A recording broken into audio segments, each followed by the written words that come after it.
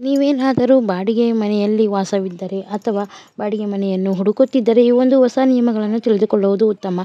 ಭಾರತ ಸರ್ಕಾರ ಈ ಬಾಡಿಗೆ ಮನೆಯಲ್ಲಿ ಇರುವವರಿಗೆ ಹೊಸ ನಿಯಮವನ್ನು ಜಾರಿಗೆ ಮಾಡಿ ಗುಡ್ ನ್ಯೂಸ್ ಅನ್ನು ನೀಡಿದೆ. ಒಬ್ಬ ವ್ಯಕ್ತಿ ಅಥವಾ ಕುಟುಂಬ ಬಾಡಿಗೆ ಮನೆಯಲ್ಲಿ ವಾಸಿಸುವ ಮೊದಲೇ ಬಾಡಿಗೆ ಕರಾರು ಅಥವಾ ಒಪ್ಪಂದವನ್ನು ಮಾಡಿಕೊಳ್ಳಬೇಕಾಗುತ್ತದೆ. ಈ ಕರಾರು ಮಾಡಿಕೊಂಡ ಮೇಲೆ ಆ ವ್ಯಕ್ತಿ ಕಾನೂನಿನ ಅಡಿಯಲ್ಲಿ ಕೆಲವು ಹಕ್ಕುಗಳನ್ನು ಕೂಡ ಹೊಂದಿರುತ್ತಾನೆ.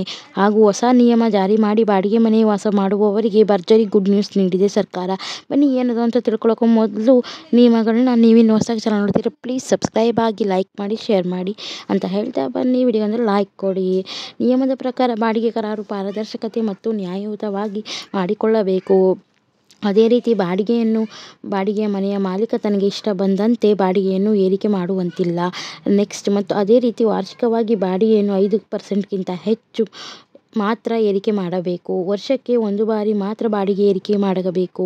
ಅದೇ ರೀತಿ ಬಾಡಿಗೆ ಕರಾರು ಪತ್ರವನ್ನು 11 ತಿಂಗಳಿಗೆ ಒಮ್ಮೆ ರಿನಿವಲ್ ಮಾಡಬೇಕು.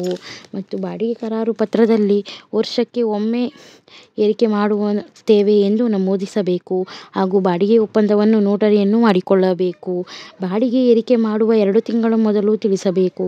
ಪ್ರತಿ ವರ್ಷ ಬಾಡಿಗೆ 5%ಗಿಂತ ಅಧಿಕ ಮಾಡುವ ಹಾಗಿಲ್ಲ.